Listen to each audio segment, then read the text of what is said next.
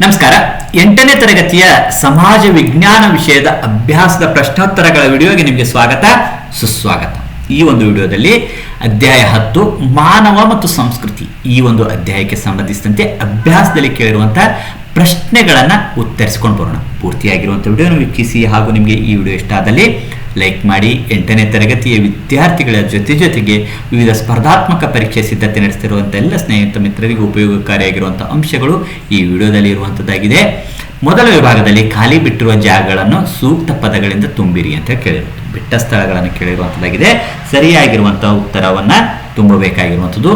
ಮೊದಲ ಒಂದು ಬಿಟ್ಟ ಸ್ಥಳ, ಸಂಸ್ಕೃತಿ ಎಂದರೆ ಡ್ಯಾಶ್ ಎಂದರ್ಥ. ಸಂಸ್ಕೃತಿ ಎಂದರೆ ಕೃಷಿ ಮಾಡು ಎಂದರ್ಥ. ಇನ್ನು ಎರಡನೇ ಒಂದು ಬಿಟ್ಟ ಸ್ಥಳ, ಲೋಕರೂಢಿಗಳೆಂದರೆ ದಿನನಿತ್ಯ ಜೀವನದಲ್ಲಿ ನಾವು ಮತ್ತೆ ಮತ್ತೆ ತೊಡಗಿಸಿಕೊಳ್ಳುವ ಚಟುವಟಿಕೆಗಳು. ಲೋಕರೂಢಿ ಅಂದರೆ ನಿತ್ಯ ಜೀವನದಲ್ಲಿ ನಾವು ಮತ್ತೆ ಮತ್ತೆ ರೂಢಿಸಿಕೊಳ್ಳುವಂಥ ಚಟುವಟಿಕೆ ಆಗಿರುವಂಥದ್ದು. ಮೂರನೇ ಒಂದು ಬಿಟ್ಟ ಸ್ಥಳ, ಭಾರತದಲ್ಲಿ ಡ್ಯಾಶ್ ಎಲ್ಲಿ ಏಕತೆ ಕಂಡುಬರ್ತದೆ. ಭಾರತದಲ್ಲಿ ವಿವಿಧತೆಯಲ್ಲಿ ಏಕತೆ. ನಮ್ಮಲ್ಲಿ ವಿವಿಧತೆ ಇರುವಂಥದ್ದು, ಬೇರೆ ಬೇರೆ ಒಂದು ಆಚಾರ ವಿಚಾರ ಸಂಪ್ರದಾಯ ಭಾಷೆ ವೈವಿಧ್ಯತೆಯಿಂದ ಕೂಡಿರುವಂತಹ ಉಡುಪುಗಳು ಎಲ್ಲವೂ ಇರುವಂಥದ್ದಾಗಿದೆ. ಆದರೂ ಸಹ ಭಾರತ ವಿವಿಧತೆಯಲ್ಲಿ ಏಕತೆಯನ್ನು ಹೊಂದಿರುವಂತಹ ದೇಶವಾಗಿರುವಂಥದ್ದು ಆಗಿದೆ. ಇನ್ನು ಎರಡನೇ ವಿಭಾಗದಲ್ಲಿ ಕೆಳಗಿನ ಪ್ರಶ್ನೆಗಳಿಗೆ ಒಂದೊಂದು ವಾಕ್ಯದಲ್ಲಿ ಉತ್ತರಿಸಿ ಅಂತ ಕೇಳಿರುವಂಥದ್ದು. ನಾಲ್ಕನೇ ಪ್ರಶ್ನೆ, ಸಂಸ್ಕೃತಿ ಎಂದರೇನು? ಮಾನವನು ಸಮಾಜದ ಸದಸ್ಯನಾಗಿದ್ದುಕೊಂಡು ಕಲಿತುಕೊಳ್ಳುವ ಜ್ಞಾನ, ಕಲೆ, ನೈತಿಕ ನಿಯಮ, ಕಾನೂನು, ರೂಢಿ, ಸಾಮರ್ಥ್ಯ, ನೈಪುಣ್ಯಗಳನ್ನು ಒಳಗೊಂಡ ಒಂದು ಸಂಕೀರ್ಣವಾದ ವ್ಯವಸ್ಥೆಯಾಗಿದೆ. ಇನ್ನು ಐದನೇ ಪ್ರಶ್ನೆ, ನಿಮ್ಮ ಸುತ್ತಮುತ್ತಲಿನ ಪರಿಸರದಲ್ಲಿ ಇರುವ ಸಾಂಸ್ಕೃತಿಕ ವೈವಿಧ್ಯತೆಗೆ ಉದಾಹರಣೆ ಕೊಡಿ ಅಂತ ಕೇಳುವಂಥದ್ದು. ಸಂಸ್ಕೃತಿಗಳು ಬೇರೆ ಬೇರೆಯಾಗಿದ್ದರೂ ಸಹ ಒಂದು ಮತ್ತೊಂದು ಗಾಢವಾಗಿ ಪ್ರಭಾವಿಸುವುದು ಕಂಡುಬರುತ್ತದೆ. ಉದಾಹರಣೆಗೆ, ಹೆಣ್ಣು ಮಕ್ಕಳು ಧರಿಸುವ ಚೂಡಿದಾರ ವಾಯುವ್ಯ ಭಾರತೀಯರಿಂದ ಬಂದಂತಹ ಉಡುಪು. ಸಾಮಾನ್ಯವಾಗಿ ಗಂಡಸರು ಧರಿಸುವ ಪ್ಯಾಂಟು ಶರ್ಟು ಇಂಗ್ಲಿಷ್ ಭಾಷೆ ಬ್ರಿಟಿಷರಿಂದ ಬಂದಿದೆ.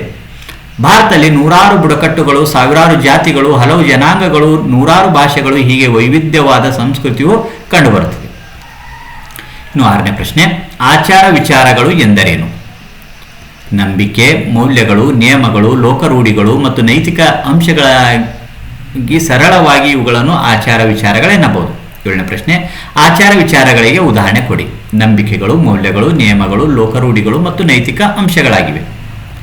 ಇನ್ನು ಮೂರನೇ ಭಾಗದಲ್ಲಿ ಕೆಳಗಿನ ಪ್ರಶ್ನೆಗಳಿಗೆ 4-5 ವಾಕ್ಯಗಳಲ್ಲಿ ಉತ್ತರಿಸಿ ಅಂತ ಹೇಳಿ ಕೇಳಿರುವಂಥದ್ದು. ಇವು 4ರಿಂದ 5 ವಾಕ್ಯಗಳಲ್ಲಿ ಉತ್ತರಿಸಬೇಕಾಗಿರುವಂಥ ಪ್ರಶ್ನೆಗಳಾಗಿರುವಂಥದ್ದು. 8ನೇ ಪ್ರಶ್ನೆ, ಲೋಕರೂಢಿಗಳೆಂದರೇನು? ಉದಾಹರಣೆ ಕೊಡಿ. ನಾವು ದಿನನಿತ್ಯದ ಜೀವನದಲ್ಲಿ ಮತ್ತೆ ಮತ್ತೆ ತೊಡಗುವ ಚಟುವಟಿಕೆಗಳು. ಉದಾಹರಣೆಗೆ, ಊಟ ಮಾಡುವುದು, ನಿದ್ರಿಸುವುದು, ಶುಭಾಶಯ ಹೇಳುವುದು ಇತ್ಯಾದಿ. ಚಟುವಟಿಕೆಗಳನ್ನು ಹೆಚ್ಚು ಯೋಚಿಸದೆ ರೂಢಿಯ ಆಧಾರದ ಮೇಲೆ ಮಾಡುತ್ತೇವೆ. ನೀವು ಊಟ ಮಾಡುವಾಗ ಅಥವಾ ಶಾಲೆಯಲ್ಲಿ ಕುಳಿತುಕೊಳ್ಳುವಾಗ ಹೇಗೆ ಊಟ ಮಾಡಬೇಕು, ಹೇಗೆ ಕುಳಿತುಕೊಳ್ಳಬೇಕು ಎಂಬ ಪ್ರಶ್ನೆಯನ್ನು ದಿನವೂ ಕೇಳುವುದಿಲ್ಲ. ನಿಮಗೆ ರೂಢಿಯಿಂದಲೇ ಇವೆಲ್ಲ ಅಭ್ಯಾಸವಾಗಿರುತ್ತದೆ.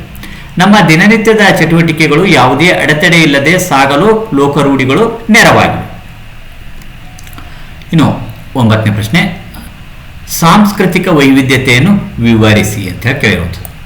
ಯಾವುದೇ ಸಮಾಜದಲ್ಲಿ ಒಂದೇ ರೀತಿ ಎನ್ನುವ ಸಂಸ್ಕೃತಿ ಇರಲು ಸಾಧ್ಯವಿಲ್ಲ. ವಿವಿಧ ಧರ್ಮ, ಜೀವನ ವಿಧಾನ ಆಧರಿಸಿ ಬೇರೆ ಬೇರೆ ರೀತಿಯ ಸಂಸ್ಕೃತಿಗಳು ಕಂಡುಬರುತ್ತವೆ. ಇದನ್ನು ನಾವು ವೈವಿಧ್ಯತೆಯ ಸಂಸ್ಕೃತಿ ಎಂದು ಕರೆಯುತ್ತೇವೆ. ಇನ್ನು 10ನೇ ಪ್ರಶ್ನೆ, ಸಂಸ್ಕೃತಿಯ ಗುಣಗಳನ್ನು ತಿಳಿಸಿ.